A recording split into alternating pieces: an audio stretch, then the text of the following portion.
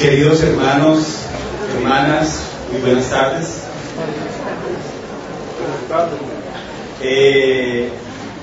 Para hablar de este tema de cómo construir la felicidad y la paz. Esa felicidad que todos anhelamos, esa paz que todos queremos llegar, por ejemplo en nuestra patria colombiana.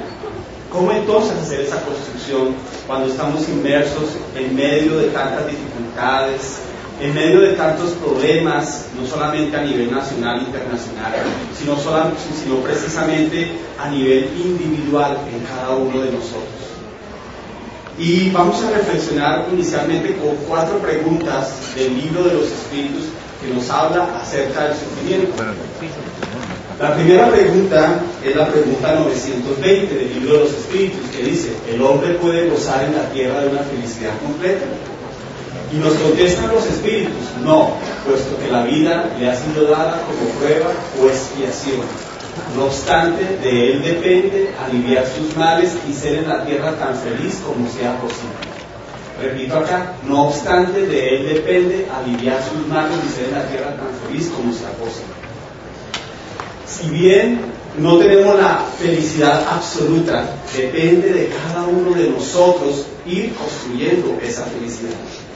Y esa felicidad solamente se construye en el momento en que cada uno de nosotros tomamos conciencia de nuestra propia vida, de donde sabemos y entendemos de dónde venimos y hacia dónde nos dirigimos. Cuando entendemos claramente de dónde venimos y hacia dónde nos dirigimos, con claridad empezamos a construir esa felicidad que tanto anhelamos. En la pregunta 921, también del libro de los Espíritus de Allan Kardec, le pregunta Allan Kardec a los Espíritus: ¿se entiende que el hombre será feliz en la tierra cuando la humanidad se haya transformado? Con todo, en el ínterin, ¿puede cada uno asegurarse una felicidad relativa? Y contestan los Espíritus: la mayoría de las veces el hombre es el artífice de su propia desdicha. Al poner en práctica la ley de Dios, se evitan muchos males y se procura una felicidad tan intensa como se lo permite su grosera existencia. Resalto al poner en práctica la ley de Dios. ¿Cuántos de nosotros no hemos venido de diferentes religiones? Y en todas las religiones, yo por lo menos hace más de 23 años que milito dentro de la doctrina espírita, era católico, y allá nos enseñaban las enseñanzas de la ley de Dios. Y en muchas otras religiones, y seguramente muchos de los que estamos aquí presentes somos simpatizantes o por primera vez venimos a escuchar una conferencia espírita. Pero ¿cuántos de nosotros ponemos en práctica la ley de Dios? Es una pregunta, ¿sí? Si pusiésemos en práctica lo que aprendemos, lo que nos enseñan en cualquier religión o en la doctrina espiritista, ¿seríamos más felices o nos tornaríamos muchísimo más felices? En la pregunta 922 dice: la felicidad terrenal es relativa a la situación de cada uno. Lo que es suficiente para la felicidad de uno, para otro constituye una desgracia. No obstante, ¿existe una medida de felicidad que sea común a todos los hombres? Para la vida material, la felicidad consiste en poseer lo necesario. Para la vida moral, el de la conciencia limpia y la fe en el porvenir. La gran mayoría de nosotros somos felices porque adquirimos cosas materiales, y eso es muy normal y muy común dentro de nosotros. ¿Quién de nosotros no se contenta en comprar, por ejemplo, una casa, un carro, en tener una profesión, pero siempre en tener algo más, en acumular más cosas materiales dentro de nosotros? Pero son felicidades relativas que pasan con el tiempo. ¿Cuántos de nosotros no hemos querido comprar de pronto un celular y lo compramos y ya a los 8 días se nos ha pasado esa felicidad, esa goma, dice por acá, ¿sí?, de tener el celular? Pero la felicidad que vamos a hablar en el día de hoy es la felicidad que dura, que está con nosotros todos los días, todas las noches, permanentemente. Es la felicidad que los buenos espíritus nos vienen a decir. En la pregunta 931 dice: ¿por qué en la sociedad las clases sufridoras abundan más que las felices? ¿Ustedes qué opinan? ¿Por qué en la sociedad las clases sufridoras abundan más que las felices? Ninguna clase es feliz por completo. Además, lo que consideráis felicidad suele ocultar pulsantes penas. En todas partes existe el sufrimiento. Sin embargo, para responder tu idea, Miré que las clases que tú llamas sufridoras son más abundantes, porque la tierra es un lugar de expiación. Cuando el hombre haya hecho de ella una morada del bien y de los espíritus buenos, ya no será desdichado. La tierra será para él un paraíso terrenal.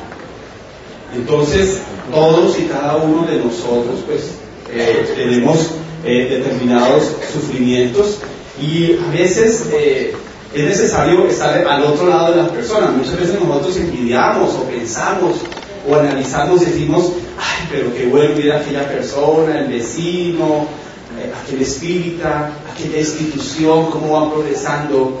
Pero cuando vemos al otro lado, vemos que la otra persona también tiene sufrimientos, dificultades, emociones existenciales que tiene que superar. Cada uno de los que estamos aquí presentes, por más buenos que seamos, tenemos algún sufrimiento que superar, algo que mejorar en nuestra alma. Bienaventurados los que sufren, porque serán consolados, dice en San Mateo capítulo 5:5. Bienaventurados los que sufren, porque serán consolados. ¿Y cómo entonces seremos consolados? La doctrina espiritista nos da una propuesta de consuelo. ¿Y cómo nos consolamos? A través del conocimiento de la vida de los espíritus. Cuando uno conoce la doctrina espiritista, por consecuencia se empieza a transformar moral y espiritualmente. Y cuando uno se empieza a transformar moral y espiritualmente, por lo tanto se torna más feliz, con una conciencia llena de paz y de justicia. Por eso siempre los invitamos, si ustedes van a notar conferencia tras conferencia, a la invitación de la educación, a la invitación de la instrucción, porque a veces leemos, pero no entendemos. A veces pasamos algunas páginas y tampoco entendemos. En alguna oportunidad me llegó una persona a la casa espírita, y entonces yo le invité a que pasara por la casa espírita y me dijo, ven, tú tienes libros para la venta. Y yo le dije, sí, claro, vamos. Entonces vio los de Allan Kardec y dijo, no, yo quiero otros más superiores que Allan Kardec. Esto yo ya lo pasé, yo ya lo superé. Yo por dentro decía, caramba, todavía nosotros somos estudiantes de la doctrina espiritista. Cada vez que yo leo el libro de los espíritus, encuentro dentro de él alguna profundidad mayor. Y cada vez que voy a preparar una conferencia, siempre retorno al libro de los espíritus, porque él me da la educación necesaria, la instrucción, la orientación, el norte que necesitamos para cualquier instrucción que tenga que ver con la doctrina espiritista. ¿Y cuál es la mayor necesidad de la humanidad en la actualidad? ¿Qué es lo que más necesitamos cada uno de nosotros? El amor. Ese amor que nos enseñó el Maestro Jesús de Nazaret. El amarnos a nosotros mismos, el amar a los demás. ¿Cómo amar a los demás si no nos amamos a nosotros mismos? Muchas veces nos entregamos a los demás, pero nos olvidamos del ser más importante de nuestra existencia, que reside en nosotros y en nuestro propio espíritu. Cuando nos aprendemos a amar a nosotros mismos, aprendemos a amar a los demás. Cuando tenemos fe y confianza, cuando movemos esas fuerzas a través de la fe y la confianza en nosotros, cuando nos tomamos la seguridad y dejamos a un lado los miedos, las angustias, todo se torna mejor, inclusive hasta las enfermedades se van. Entonces es una necesidad muy importante para el mundo. La caridad, esa caridad que dentro del libro de los espíritus se habla como la benevolencia, la indulgencia y el perdón y olvido de las ofensas. Inclusive más allá, a la caridad que lo da también materialmente, de poder dar a alguien un voto de paz, de oración, de acompañamiento material, recibir esa bendición del mundo espiritual, dar de nosotros lo que podemos dar. Estas tres cosas son una gran necesidad para la humanidad: el amor, la caridad y la fe. Pero bueno, ¿cómo construir entonces esa felicidad y esa paz? Nos preguntamos cada uno de nosotros. Y yo en la tarde de hoy les traigo una propuesta. Sencillamente es una propuesta de uno de los tantos libros de Juana de Ángelis, de la psicología de ella, en la cual nos plantea, nos invita a esa reforma íntima, a ese viaje a nuestro interior, para que modifiquemos y mejoremos y para que construyamos un mundo mejor dentro de nuestro propio mundo.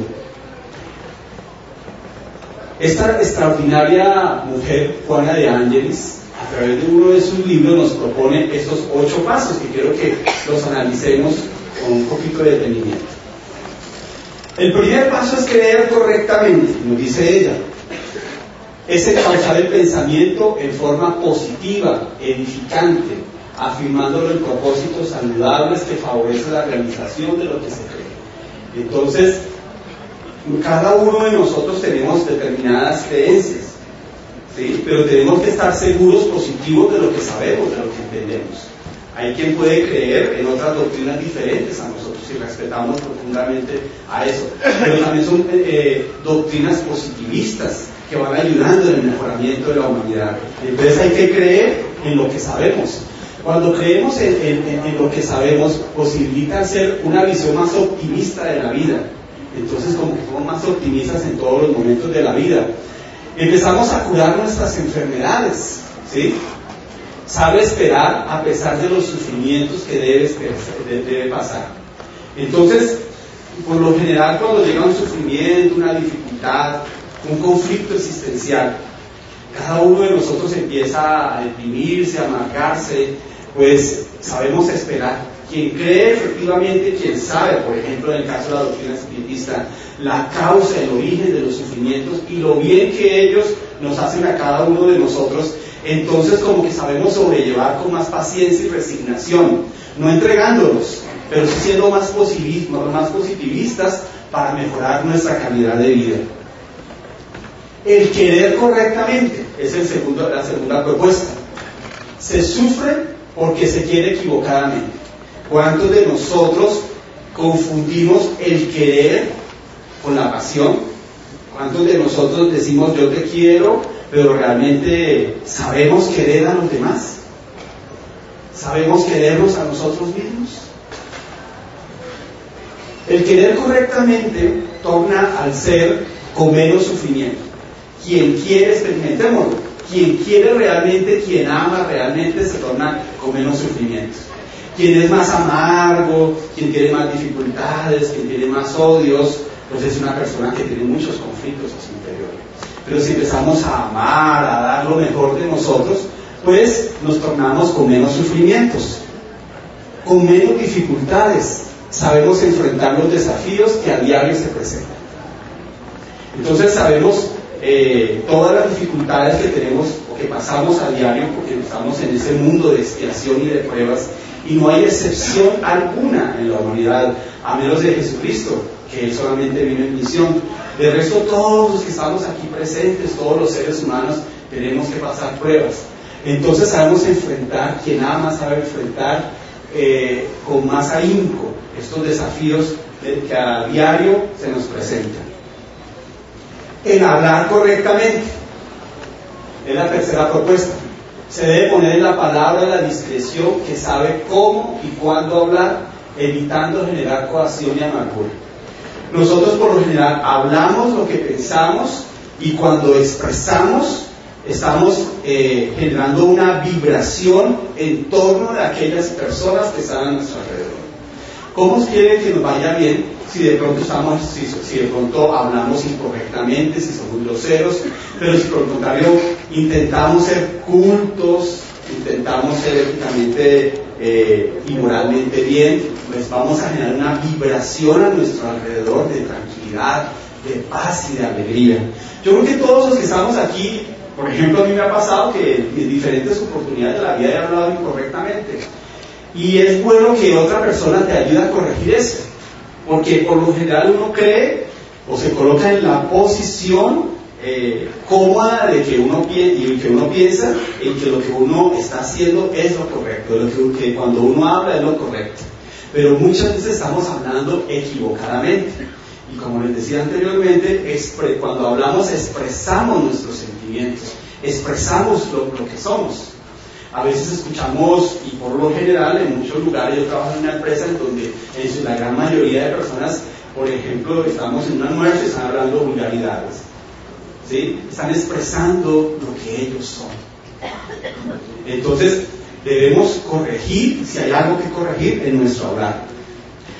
Cuando hablamos correctamente fomentamos el progreso, ¿sí? Porque no hablamos de cosas positivas, dulcificamos el corazón, iluminamos la vida.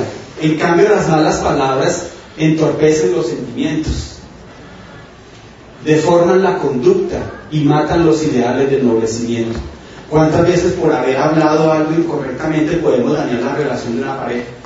Por no haber sabido tolerar, aguantar, soportar en un momento de prueba, lanzamos una apreciación y dejamos la herida en aquel compañero o compañera que tenemos a nuestro alrededor.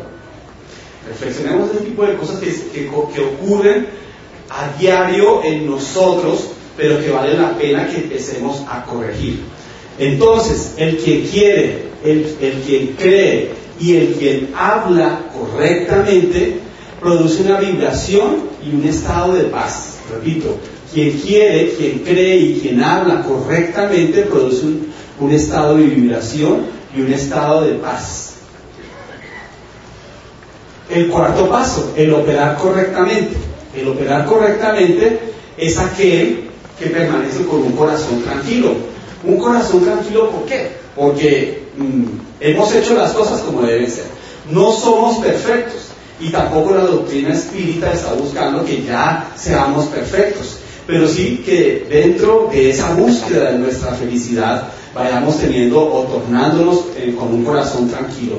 El corazón tranquilo es aquel que tiene la conciencia tranquila de los actos que ha llevado a cabo. El que tiene una conducta recta en todos y cada uno de las cosas que hace. La conducta recta no es solamente en el centro espírita, la conducta recta es en el hogar, la conducta recta es en el trabajo, la conducta recta es cuando vamos en un ómnibus, la conducta recta es en cualquier situación de la vida. Seamos coherentes con lo que pensamos, con lo que hablamos, con lo que creemos, para que entonces tengamos esa conducta recta. Es aquel que tiene pues esa conciencia de paz, de que he cumplido con mi deber, he contribuido a mejorar a la humanidad. Si imaginemos nosotros que estamos aquí reunidos, si nosotros hiciéramos diferentes acciones buenas, Emmanuel en uno de sus libros dice, si nosotros pudiésemos hacer buenas cosas a diario, imaginémonos al final de nuestras vidas, si hiciéramos cuenta, tendríamos un acervo de cosas buenas. Y nos coloca un ejemplo muy sencillo. Si tú vas en un carro y ves un obstáculo, ves una piedra, por lo general, ¿qué hacen los conductores? La esquivan, ¿no es cierto? Pero entonces, si paramos el carro, si cogemos la piedra, se la colocamos a un lado, podemos haber evitado un accidente. Esa es tan sencilla como eso, es una acción buena. Cuando hacemos buenas acciones permanentemente, pues tenemos esa conciencia permanente de paz.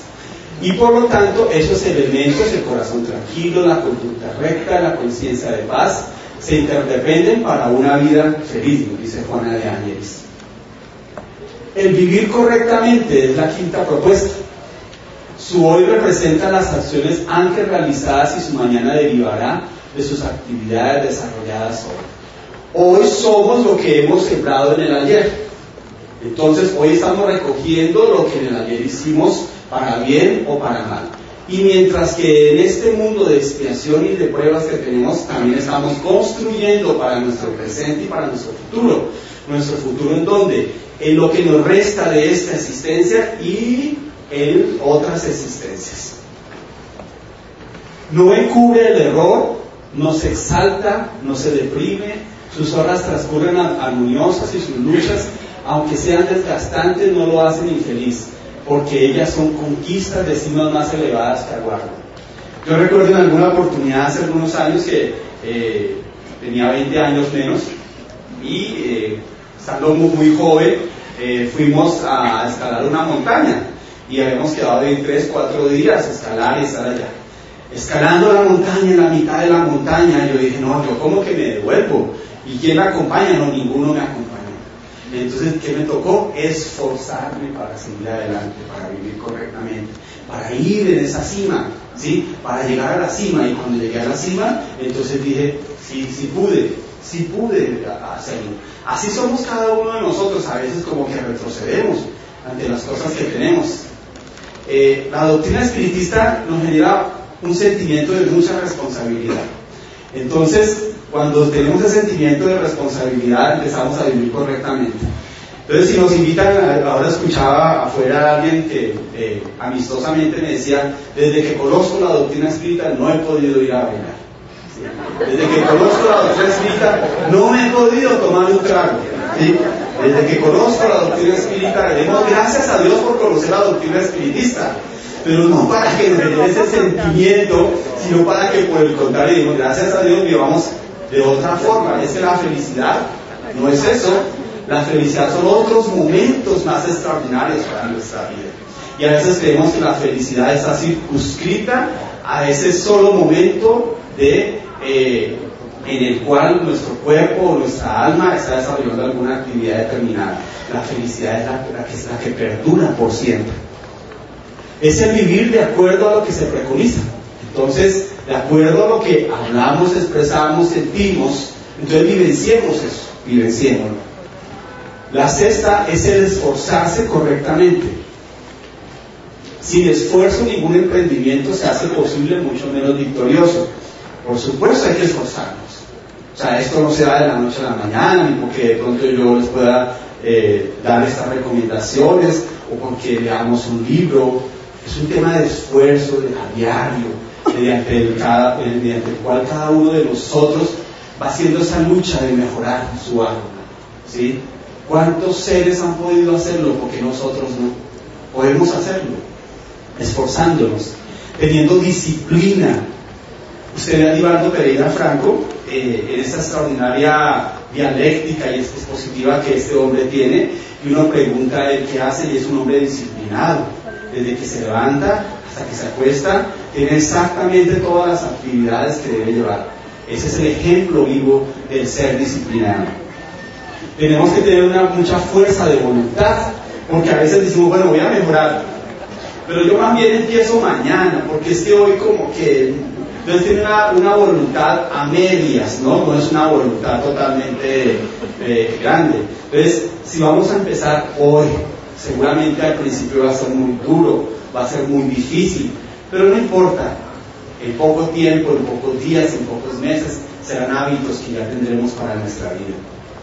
Las personas que no se esfuerzan por preservar los ideales ennoblecedores pierden las batallas de la evolución antes de iniciarlas, perturbando la marcha del progreso general. Generalmente, los individuos, en razón del placer que experimentan y la vivencia viciosa, se sacrifican aplicando todos los valores imaginables a fin de continuar con las sensaciones a las que se esclavizan. No obstante, cuando se les propone un cambio hacia las emociones duraderas, se niegan al esfuerzo por condicionamiento a lo que ya disfrutan, aunque esto les resulte desgastante. En nuestra casa espírita tenemos un horario de atención fraternal, y en ese horario de atención fraternal la gran mayoría de personas llegan con dificultades o conflictos. ¿Y cuál es nuestro deber? Orientarnos bajo la luz de la doctrina espiritista. Y en esa orientación entonces damos recomendaciones, consejos, algunas cosas de las cuales les sugerimos que haga cambios en su vida. Pero al finalizar una señora me decía, pero hermano, yo quiero una solución como rápida, ¿será? Porque es que eso es como muy difícil, ¿sí? Y yo quiero algo más rápido, como más rápido. Y pues los espiritistas no tenemos una fórmula mágica. Entonces la fórmula está en hacer esos esfuerzos por modificar nuestras cosas. ¿Cuántas enfermedades que tenemos nosotros actualmente no son producto de emociones que hemos tenido mal llevadas? ¿Cuántos de nosotros no tenemos alguna dificultad, alguna enfermedad porque tuvimos una rabia en la casa? Y entonces se acrecentó, se fue acrecentando esa rabia, y finalmente se convirtió en una enfermedad muy grave. Y si de pronto analizamos y pensamos y retornamos mejor, la enfermedad se va. Entonces, hagamos ese cambio, porque por lo general estamos acomodados en el lugar donde nos gusta estar. Y en la propuesta que nos da la doctrina espiritista difícilmente a veces nos colocamos. Y en ese ínterin, en ese proceso, a veces es complejo, pero tenemos por la invitación a que lo hagamos. El séptimo es el pensar correctamente. El pensamiento, cuando tenemos pensamientos de pesimismo, pues genera situaciones depresivas, enfermedades, y nos sintonizamos con dolencias de orden físico, o nos sintonizamos también con aquellas entidades espirituales o espíritus que están en sintonía vibratorial con nosotros, y son la causa de muchas enfermedades psicológicas o muchas perturbaciones de orden físico o espiritual. ¿Sí? El pensamiento, somos lo que pensamos, nosotros somos lo que pensamos. A diario desarrollamos miles de pensamientos en nuestra vida, y miles de pensamientos que deberíamos saber qué es lo que estamos pensando. Deberíamos como que pensar mejor, pero por lo general nos adaptamos más a pensamientos de orden pesimista. Pero cuando pensamos correctamente, entonces fortaleceremos el campo psicofísico. Experimentémoslo. Empecemos a pensar positivamente y verán que las enfermedades empiezan a desaparecer por un proceso de autocura que nosotros nos efectuamos, expulsando así entonces las enfermedades y generando ondas de bienestar y de salud para cada uno de nosotros. Entonces pensamos positivamente. Todo proyecto que tengamos en nuestra vida, en nuestra familia, en nuestra institución espiritista, pues pensemos positivamente, creemos en nuestra mente lo que vamos a hacer más adelante, y seguramente llegaremos. Yo tengo la filosofía, yo les digo a mis compañeros en la casa espírita, como persona, que si uno no aspira a ser presidente, pues nunca llega a ser ni siquiera gobernador, ¿sí? Pero si yo me conformo con lo que tengo, pues allí estaré. Y así para todas y cada una de las cosas que tenemos en nuestra vida. Pensemos correctamente, tengamos pensamientos positivistas, y verá que nos tornamos más felices, nos tornamos con un ambiente de mejoría y de paz. El meditar correctamente es el octavo y último paso que nos propone Juana de Ángeles, y nos dice que en los paneles de la memoria, por educación perniciosa, se fijan las impresiones infelices. Por lo general, nosotros siempre nos recordamos de las situaciones infelices de nuestra vida. De pronto nunca nos acordamos de las situaciones alegres, ¿sí? Si de pronto aquí pasaran 10 personas en este momento y usted dijera cuáles son las situaciones que más les han marcado en su existencia, dirían, de las 10 personas, 6 seguramente dirían que le marcó alguna dificultad que tuvo en el ayer. Porque en los paneles de nuestra memoria siempre traemos las impresiones de lo malo, casi nunca dejamos las impresiones de lo bueno, de las situaciones y de las cosas vividas en familia, por ejemplo. Yo recuerdo que para mí fue algo muy emocionante. Yo tengo 3 hijos, y fue algo muy emocionante el ver a cada uno nacer y poderlo ayudar junto con mi esposa en esa construcción de su educación. Cada momento ha sido muy especial, ¿sí? Entonces recordamos momentos positivos en nuestra vida. Imaginémonos si entonces dentro de todo este proceso, claro, como todo padre ha tenido dificultades, hemos tenido dificultades. Si yo siempre estuviera pensando en aquellas dificultades, no sabría entonces sobrellevar las dificultades que más adelante tendré con ellos. Entonces siempre hay que pensar positivamente. Se fijan entonces esas impresiones infelices, los actos reprochables, las aspiraciones infelices, y se afirma muchas veces que meditar es muy difícil, ¿sí? Meditar es muy difícil. Quien medita es aquel que se concentra y fija en su mente un pensamiento determinado. Es una psicoterapia que nos explica en el libro Momentos de Meditación de Juana de Ángeles, que no es dada para los espíritas, es dada para cualquier tipo de religión, persona, sexo, raza humana. Todos podemos meditar. El meditar es fijar en nuestra mente algún pensamiento, corregirlo a través de la meditación. ¿Cuántos de nosotros tenemos algún defecto que corregir? Entonces nos meditamos, nos calmamos y pensamos en el mundo mayor, y empezamos a fijar en los paneles de nuestra mente aquellas ideas positivas que poco a poco, como hábitos, entonces van cambiando y sustituyéndose por aquellos otros pensamientos incorrectos que a diario tenemos. En la meditación entonces es el estado de quietud, ese estado de quietud mental. Entonces, quien construye la felicidad y la paz es aquel que cree, que quiere, que habla, que realiza, que vive, que se esfuerza, que piensa con rectitud y que medita correctamente. Repito, para que quede en nosotros. Quien construye la felicidad y la paz es aquel que cree, que quiere, que habla, que realiza, que vive, que se esfuerza, que piensa con rectitud y que medita correctamente. Esta es la invitación que venimos a traer en la tarde de hoy, para que cada uno de nosotros entonces vayamos en esa construcción de una vida feliz, en esa construcción de un momento de paz, pero no un momento determinado, sino un momento total en nuestra vida. El conocimiento también del Evangelio de Jesús y su aplicación en el diario vivir te concederán los tesoros incomparables de la paz y el júbilo como ninguna otra cosa puede hacerlo. Conozcamos el Evangelio de Jesús. ¿Y qué mejor que la doctrina espiritista? Que viene nuevamente a redimir, a traer el Evangelio de Jesús a la humanidad, a recordarnos esas enseñanzas extraordinarias de ese psicoterapeuta, de ese maestro, de ese médico de las almas que es el Maestro Jesús de Nazaret.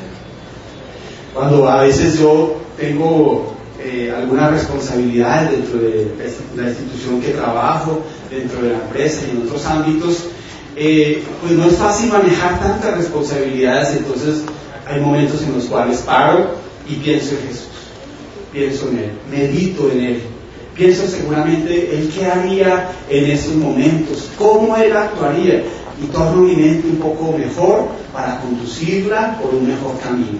Entonces el Evangelio de Jesús es la fuerza que nos da a cada uno de nosotros, el norte que nos conducirá a las regiones de paz, a las regiones de felicidad que todos anhelamos. ¿Quién es esta mujer? Teresa de Calcuta, ¿no es cierto? ¿Y qué nos trae el recuerdo de ella? Amor, la caridad, muchas cosas bellas y hermosas, ¿no es cierto? Cuando la Madre Teresa recibió el Premio Nobel de la Paz, se le preguntó: ¿qué podemos hacer para promover la paz mundial? Y ella respondió: ve a casa y ama a tu familia. Qué extraordinaria respuesta. Ve a casa y ama a tu familia. Amemos a nuestra familia, al esposo, a la esposa, a los hijos, a nuestros padres, a nuestros hermanos. Amémoslos realmente, con mucho amor, con mucho cariño, para que nuestra vida se torne mucho mejor. Esta misma mujer cuenta la historia que en la experiencia que dice ella, la experiencia que me hizo decidirme a trabajar dedicada a los más pobres fue un 10 de septiembre de 1947, cuando caminando por las calles de Calcuta tropecé con el cuerpo de una mujer moribunda. La levanté, caminé hasta un hospital cercano y pedí una cama para ella. Y la mujer murió en esa cama. La primera, la única y la última cama que tuvo en su vida. Esa imagen me sigue y me sigue y me preguntaba por qué Dios permite esto. En el silencio de la noche encontré la respuesta y Dios me dijo: claro que he hecho algo para solucionar esto. Te he hecho a ti. Dios nos ha hecho a cada uno de nosotros. Somos muy importantes. En cada uno de nosotros está la solución a nuestros conflictos, a nuestras emociones, queridos hermanos y hermanas. Apeguémonos a Él, a Dios, al Maestro Jesús, a sus enseñanzas, que en cada uno de nosotros, allá sentados donde están, podemos empezar a vivenciar la doctrina de Jesús. Podemos entonces generar esos momentos de paz que podemos construir, que podemos y desde ya empezar a construir. Esos momentos de felicidad de los cuales todos anhelamos, esos momentos en los cuales algún día, pasando la dimensión espiritual, podamos decir: he cumplido con mi deber, como humano, como espírita, como padre, como hermano, como abuelo, como ciudadano, como persona que fue útil a la sociedad. En ti, querido hermano y hermana, está la solución de cada una de las cosas. En ti, querido hermano, está la paz, está la construcción para esa felicidad tan anhelada. Por su atención, muchísimas gracias y mucha paz.